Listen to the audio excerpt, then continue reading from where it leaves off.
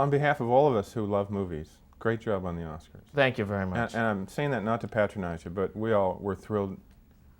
The opening segment is the best in the history of the Oscars ever. It was very hard to come up with a way to walk out on stage with what was being anticipated I was going to do or might do or what people wanted me to do. My original thought was I'm not doing anything except walking out and saying, where was I?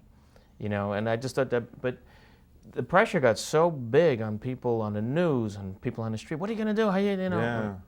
And in a year when even though English Patient swept, nothing caught the public's imagination. It wasn't that kind of year. It wasn't a Forrest Gump. It wasn't Right. a Schindler's List. It wasn't anything that was that people embraced. And so somehow I hit on this idea to be in the movies, and we wrote a very funny script, and it was executed well, and it just took everybody so by surprise that it was.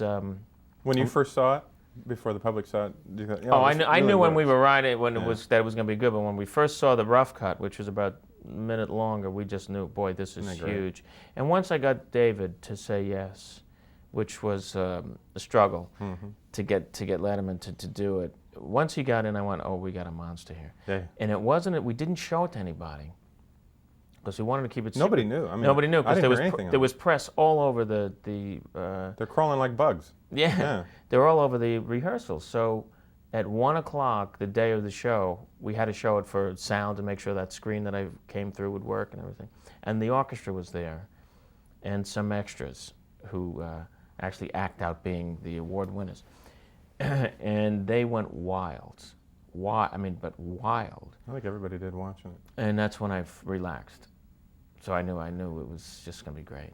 This is a really sweet, genuinely funny, charming film. I mean, you're in a really good film. Thank you. That means a lot to say that you're in a good film. Yeah. Because there are funny movies that aren't good films. True. I think we're all very proud of the quality of the movie that this is. That besides it being funny, I want to talk about chemistry a little bit, because you see a lot of comedies where you think there's chemistry or hope, but you kind of know in this, because you and Robin have a history.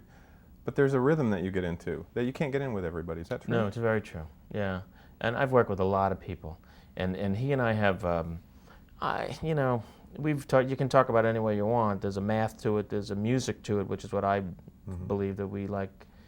We're like musicians with each other. And I know when to lay back and let him solo, and he knows when to step back and let me have my time. And it's a very fast-paced. You have to listen.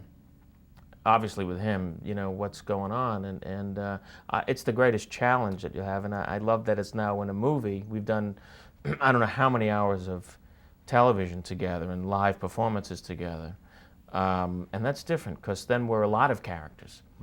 Here we're Jack and Dale, and Lowell and Bob gave us parameters, especially for his character, to go off. And my job is to be, Bud Abbott, and bring him back and score myself. So it's a great challenge at any time to be with him. But this, to be confined to these two characters for both of us was unique. Let's shift gears real quick. You played the first openly gay character on television. Are you surprised at all the hubbub over Ellen's Coming Out episode at all? And kind of surprised that we haven't really come very far? We haven't really come very far, and it's disheartening to hear the sponsor's going to pull out or that one's going to pull out, and it just really it's her business, and it's different though when the star actually is gay. I played a gay character.